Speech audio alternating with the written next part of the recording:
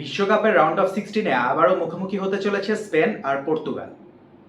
Round of 32-তে অস্ট্রিয়ার বিপক্ষে বেশ সহজ জয় পেয়েছে স্পেন, কিন্তু ক্রোয়েশিয়ার বিপক্ষে খুব কষ্টের জয় পেয়েছে পর্তুগাল। অনেক বিতর্কিত সিদ্ধান্তও ছিল এই ম্যাচে। তারা এর আগেও 2010 সালের বিশ্বকাপে রাউন্ড অফ 16-এ একে অপরের মুখোমুখি হয়েছিল। সেবার অবশ্য বিশ্বকাপ জিতেছিল স্পেন। স্পেন আর অস্ট্রিয়ার ম্যাচটা একদম প্রেডিক্টেবল ছিল, কারণ অস্ট্রিয়া এই ম্যাচে তেমন কোনো সুবিধাই করতে পারেনি। স্পেন আমি বলবো প্রথম থেকে ফুল রিদমে খেলছে, মিডফিল্ড ডমিনেট করছে, উইংগুলিও ডমিনেট করছে। এই ম্যাচে স্পেনের দেখার মতো ব্যাপার হচ্ছে তাদের দুইটা ফুলব্যাক অসাধারণ পারফর্ম করছে। কুকুরেয়ার ছিল দুইটা অ্যাসিস্ট, তার মধ্যে একটা ওয়ারজাবালের গোলে দুর্দান্ত ক্রস ছিল, আর পেড্রো পোরো কালকের ম্যাচে গোল পাইছে।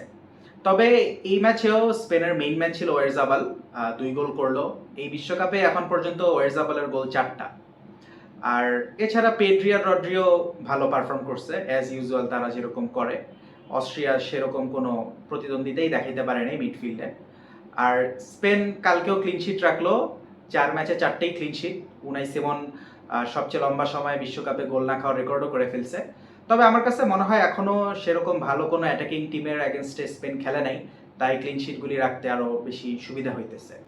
ক্রোয়েশিয়া আর পর্তুগালের ম্যাচটা সম্ভবত এখন পর্যন্ত এই বিশ্বকাপের সবচেয়ে ড্রামাটিক ম্যাচ।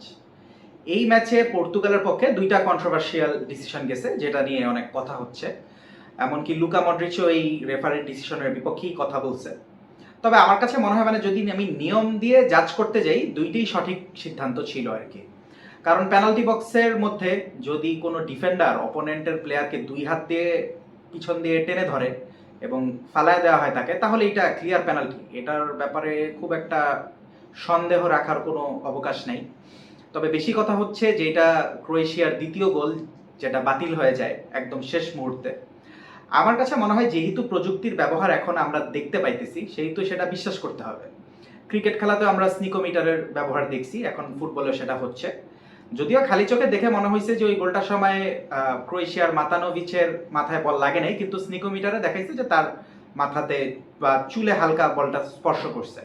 আর তাকে যদি বলটা স্পর্শ করে থাকে তাহলে এটা অফসাইড, এই বিষয়ে কোনো সন্দেহ নেই। বাট প্রবলেমটা হচ্ছে কি, এরকম যদি কোনো 50-50 ডিসিশন বা ক্লোজ ডিসিশন আর্জেন্টিনার পক্ষে যায়, তখন আমি কিছু মানুষকে দেখি একদম নির্বোধের মতো কথা বলে আর কনস্পিরেসি থিওরি নিয়ে আসে। স্পেন আর পর্তুগাল আসলে বিশ্বকাপের বড় ম্যাচগুলির একটা।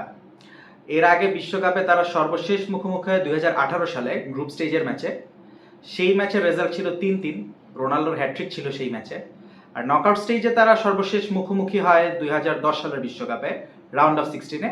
1-0 গোলে স্পেন সেই ম্যাচটাই জিতে, আর সেই বিশ্বকাপটা স্পেন জিতে নেয়। এছাড়া যদি আমরা একদম রিসেন্ট পারফরমেন্স দেখি, গত বছর ন্যাশনস লিগের ফাইনালে পর্তুগাল আর স্পেন মুখোমুখি হয়। ওই ম্যাচটায় আবার রোনাল্ডোর একমাত্র গোলে ফাইনালটা জিতে নিয়েছিল পর্তুগাল। এই ম্যাচটা হবে মূলত পজিশনাল ফুটবলের বিপক্ষে কাউন্টার অ্যাটাকের একটা লড়াই। স্পেনের গোলকিপার আর ডিফেন্ডাররা এখন পর্যন্ত কোনো বড় থ্রেট ফেস করে না এই বিশ্বকাপে। রোনাল্ডোই এখন পর্যন্ত তাদের সবচেয়ে বড় পরীক্ষা। কুবার্সি আর লাপোর্ত কিভাবে রোনাল্ডোকে হ্যান্ডেল করে এটা একটা দেখার বিষয়। অবশ্যই তারা অফসাইড ট্র্যাপ সেট করতে চাবে। ওইদিকে রোনাল্ডো অলরেডি আমরা দেখছি যে অফসাইড ট্র্যাপ ভাঙার নিনজা টেকনিক বের করে রাখছে। যদিও রোনাল্ডোর পারফরমেন্স এখন পর্যন্ত এই বিশ্বকাপে খুব একটা সুবিধার না, তার সেরা খেলাটা আমরা উজবেকিস্তান ছাড়া বাকি কোনো ম্যাচে দেখি নাই। ক্রোয়েশিয়ার ম্যাচে পেনাল্টিতে গোল পাইলেও পুরো ম্যাচে কিন্তু রোনাল্ডোর ইম্প্যাক্ট তেমন একটা ছিল না। তো রোনাল্ডো এই বিশ্বকাপে 18-র পারফরমেন্স আবার রিপিট করতে পারে কিনা, সেরকম একটা হ্যাট্রিক করতে পারে কিনা, এটাও একটা দেখার ব্যাপার। এই ম্যাচে দুই দলের ফুলব্যাক আর মিডফিল্ডারদের ব্যাটেলও দেখার মতো হবে, কারণ দুই দলে মিডফিল্ডার ভালো ফুলব্যাক আছে। তবে আমার কাছে মনে হয় মূলত 2টা ডিসাইসিভ ব্যাটেল আমরা দেখতে পারবো। একটা রড্রির বিপক্ষে ব্রুনো ফার্নান্দেজ, আর একটা নুনো মেন্ডেজের বিপক্ষে লামিন ইয়ামাল। রড্রি আর ব্রুনো ক্লাবের রাইভাল, তাই প্রত্যেক সিজনেই তাদের দেখা হয় কম বেশি। তবে উড়তে থাকা লামিন ইয়ামালকে একদম মাটিতে নামায় ফেলছিল নুনো মেন্ডেজ, তাও একবার না 2বার। গত বছর এই ঘটনাগুলি আমরা দেখি। ন্যাশনস লিগের ফাইনালে লামিনকে একদম পকেট করছিল নুনো মেন্ডেস। আরেকটা ম্যাচ যেটা ছিল চ্যাম্পিয়ন্স লিগের গ্রুপ স্টেজে বার্সেলোনা আর পিএসজির, সেখানেও লামিন খুব একটা যে সুবিধা করতে পারছিল নুনো মেন্ডেজের এগেনস্টে সেটা বলা যাবে না। এখন পর্যন্ত বিশ্বকাপে লামিন গোল পাইলেও যেই রকমের এক্সপেকটেশন তার প্রতি ছিল সেই এক্সপেকটেশনটা এখনো ফুলফিল করতে পারেনি। তাছাড়া আরেকটা ব্যাটেল হয়তো আমরা মিডফিল্ডে দেখতে পারি, সেটা ভিতিনহা আর পেড্রির মধ্যে। বর্তমান ফর্মের বিচারে আমি একটু হলেও স্পেনকে এগিয়ে রাখবো। তাছাড়া স্পেনের পারফরমেন্স এই বিশ্বকাপে এখন পর্যন্ত ভালোই বলতে হবে। 4 ম্যাচের মধ্যে 3টাতেই তারা জয় পেয়েছে আর একটাতে ড্র। ওইদিকে পর্তুগাল শুধু একটা বড় জয় পেয়েছে, সেটা ছিল উজবেকিস্তানের বিপক্ষে।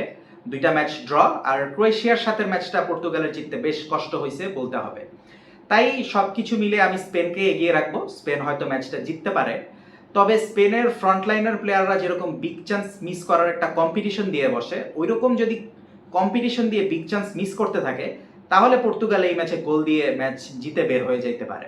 আপনাদের কি মনে হয় এই ম্যাচের স্কোর লাইন বা স্কোরার কে হতে পারে, সেটা অবশ্যই কমেন্টে জানাবেন। আর রেগুলার বিশ্বকাপের ব্যাপারে কন্টেন্ট পেতে আমাদের এই গোল্ডেন গোলের চ্যানেলটি সাবস্ক্রাইব করতে পারেন আর ফেসবুক পেজটি ফলো করতে পারেন।